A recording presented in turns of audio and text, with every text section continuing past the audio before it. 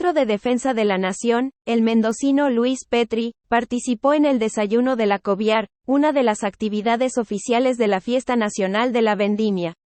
Durante este encuentro, en diálogo con la prensa, Petri señaló que se está evaluando la posibilidad de reinstaurar el servicio militar obligatorio en Argentina.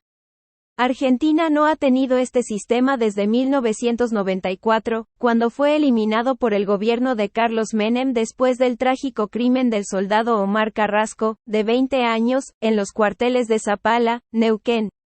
El ministro Petri ya había expresado previamente que, el kirchnerismo restringió el rol de las Fuerzas Armadas, y denunció que con la administración anterior, hubo sesgo ideológico para que los militares no salgan de los cuarteles.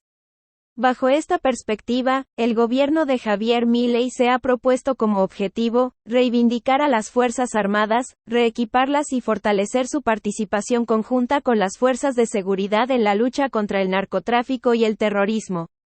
La posible reintroducción del servicio militar obligatorio ha generado debates y controversias en la sociedad argentina, con opiniones divididas sobre su utilidad y efectividad en el contexto actual.